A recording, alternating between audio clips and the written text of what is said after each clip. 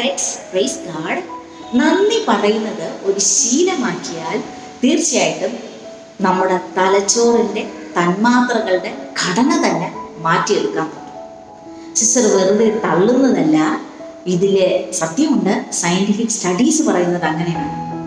ചുരുക്കി പറഞ്ഞാൽ നിങ്ങൾക്കറിയാലോ, നമ്മുടെ ശരീരത്തിൽ വിവിധ തരത്തിലുള്ള ഹോർമോൺസ് ഉൽപ്പാദിപ്പിക്കപ്പെടുന്നു.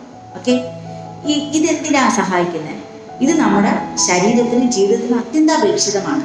ഈ ഹോർമോണ് അല്ലെങ്കിൽ കെമിക്കൽസ് നമ്മുടെ രക്തത്തിലൂടെ കടന്ന് പേശികൾക്കും അവയവങ്ങൾക്കും മറ്റ് ടിഷ്യൂസിനും സിഗ്നൽ കൊടുക്കുന്നു. എന്താ, എപ്പോൾ ചെയ്യണം, എന്ത് ചെയ്യണം എന്നുള്ളതിൻ്റെ സിഗ്നൽ ഈ ഹോർമോൺസാണ് കൊടുക്കുന്നത്. പിന്നെ ശ്രദ്ധിക്കേണ്ടത് നമ്മുടെ ചിന്ത, നമ്മുടെ വികാരം, നമ്മുടെ പ്രവൃത്തികൾ, ഇതൊക്കെ ഏത് തരത്തിലുള്ള ഹോർമോൺസ് പ്രൊഡ്യൂസ് ചെയ്യണം എന്നതിൽ വളരെ പങ്ക് വഹിക്കുന്നുണ്ട്. ഉദാഹരണത്തിന്, നമ്മൾ ഭയങ്കര ദേഷ്യമുള്ള ആളാണെങ്കിൽ ദേഷ്യപ്പെട്ടുകൊണ്ടിരിക്കുമ്പോൾ നമുക്കുണ്ടാകുന്ന ഹോർമോൺസ് എന്താണെന്ന് അറിയാമോ? അഡ്രിനാലിനും കോർട്ടിസോളും എന്നുള്ള ഹോർമോണായിരിക്കും പ്രൊഡ്യൂസ് ചെയ്യുന്നത്. പിന്നെ നമുക്ക് കുറച്ച് മാനസികമായിട്ടുള്ള ബുദ്ധിമുട്ടിലൂടെ കടന്നു പോകാൻ ഒരു സ്ട്രെസ്സാണ്. അങ്ങനെയെങ്കിലോ നമ്മളിൽ ഈ പറഞ്ഞ 2 ഹോർമോൺസിൻ്റെ കൂടെ നെറോപ്പിനെഫ്രിൻ എന്ന് പറയുന്ന ഒരു ഹോർമോൺ കൂടി പ്രൊഡ്യൂസ് ചെയ്യും. ഓക്കെ, ഇത് അധികം നല്ലതല്ല. കൂടുതൽ പ്രൊഡ്യൂസ് ചെയ്യുന്തോറും അത് വിഷമാണ്. നമുക്ക് അധികം നല്ലതല്ല. അമിതമായ അമൃതും വിഷം. ഓക്കെ, അപ്പം നമ്മൾ എപ്പോഴും ദേഷ്യപ്പെടുന്നു, എപ്പോഴും മാനസികമായ ബുദ്ധിമുട്ടിലൂടെ കടന്നു പോവുകയാണെങ്കിലോ ഈ നമുക്ക് അധികം ആവശ്യമില്ലാത്ത നെഗറ്റീവായിട്ട് ബാധിക്കുന്ന ഹോർമോൺസ് ആയിരിക്കും കൂടുതൽ പ്രൊഡ്യൂസ് ചെയ്യുന്നത്. ഓക്കെ, ഇനി നമ്മൾ പോസിറ്റീവ് ഹോർമോൺസ് ഉണ്ട്. അതായത് ഹാപ്പി ഹോർമോൺസ് എന്ന് പറയുന്നത് ഡോപ്പോമൈൻ, സെറട്ടോണിൻ, എൻഡോർഫിൻ, ഓക്സിറ്റോക്സിൻ ആണ്. ഇതിൽ ഇനി ശ്രദ്ധിച്ച് കേൾക്കണം കേട്ടോ. ഇനി നമ്മൾ നന്ദി പറയുന്നത് ഒരു ശീലമാക്കി മാറ്റുമ്പോൾ, നന്ദി പറയുമ്പോൾ നമുക്ക് പ്രൊഡ്യൂസ് ചെയ്യുന്ന ഹോർമോൺ ഡോപ്പോമൈനും സെറട്ടോണിനുമാണ്. ഇനി ഈ ഹോർമോൺ പ്രൊഡ്യൂസ് ചെയ്താൽ ഇതിൻ്റെ മെച്ചം എന്താ? ഒന്ന്, നമുക്ക് ആൻസൈറ്റി കുറയും.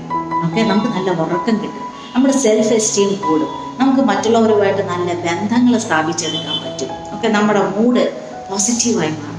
ഓക്കെ, ഇതുപോലെ ഒത്തിരി ഗുണങ്ങൾ ഇത്തരം ഹോർമോൺസ്, ഹാപ്പി ഹോർമോൺസ് എന്ന് പറയാൻ ആ വാക്കിൽ തന്നെ ഉണ്ടല്ലോ, നമ്മൾ ഹാപ്പി ആയിട്ട് മാറ്റും.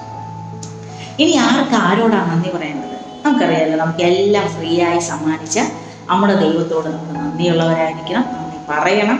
മറ്റുള്ളവരോട് നമുക്ക് കുഞ്ഞു കാര്യങ്ങൾ ചെയ്താൽ പോലും നമ്മൾ അത് എക്സ്പ്രസ് ചെയ്യണം. ഓക്കെ, പ്രകൃതിയോട്. ഇങ്ങനെ നമ്മൾ എപ്പോഴും നമ്മൾ ഈ ശ്വാസം എടുക്കുന്നതോടൊപ്പം തന്നെ നന്ദി പറയുന്നത് ഒരു ശീലമാക്കി മാറ്റിയാലോ. പിന്നെ ശ്രദ്ധിക്കേണ്ട ഒരു കാര്യം, ഞാൻ കൊള്ളില്ല, എനിക്ക് മണവും ഗുണവും ഇല്ല, ഞാൻ നന്നാവില്ല, എനിക്ക് ഇതൊക്കെ പറ്റത്തുള്ളൂ, ഇങ്ങനെ നമ്മളെ തന്നെ താഴ്ത്തുമ്പോൾ നമുക്ക് തന്നെ വിലയില്ലാതെ വരുമ്പോൾ അത് പ്രശ്നമായി മാറും. ശരിക്കും പറഞ്ഞാൽ അത് വർത്ത്ലെസ്നെസ്സിലേക്ക് നയിക്കും. അത് ക്രമേണ നമുക്ക് മീനിങ്ലെസ്സിലേക്ക് നയിക്കും. മീനിങ്ലെസ് ഓഫ് ഹോപ്പ്ലെസ്നെസ്സിലേക്ക് നയിക്കും.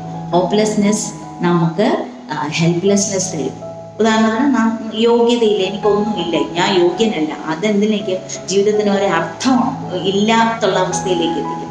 അത് പ്രതീക്ഷ നഷ്ടപ്പെടും. ഈ പ്രതീക്ഷ നഷ്ടപ്പെടും വരുമ്പോൾ നമ്മൾ നിസ്സഹായരായി മാറും. ആ നിസ്സഹായതയിൽ നിന്നാണ് ആത്മഹത്യാ പ്രവണതയിലേക്ക് ഒക്കെ മറ്റ് പല പ്രശ്നങ്ങളിലേക്കും നയിക്കുന്നത്. നമുക്കത് വേണ്ട. ആരെന്തൊക്കെ പറഞ്ഞാലും നീ എക്സ്പ്ലോർ ചെയ്യാം. നമുക്ക് ദൈവം ഒത്തിരി കഴിവും കപ്പാസിറ്റിയും തന്നിട്ടുണ്ട്. അത് ഞാൻ തിരിച്ചറിഞ്ഞിട്ടില്ല. അത് നമ്മളിലേക്ക് തന്നെ ഒരു യാത്ര നടത്തിയാൽ ശരിയാവുന്നതേ ഉള്ളൂ. അപ്പോൾ നന്ദി പറയുന്നത് ശീലമാക്കുക. പറഞ്ഞ് ഹാപ്പി ഹോർമോൺസ് കൂടുതൽ പ്രൊഡ്യൂസ് ചെയ്ത് നമ്മുടെ തലച്ചോറിൻ്റെ മോളിക്യൂൾസിൻ്റെ സ്ട്രക്ചർ വരെ നമുക്ക് മാറ്റിയെടുക്കാം. ഈശോ അനുഗ്രഹിക്കട്ടെ.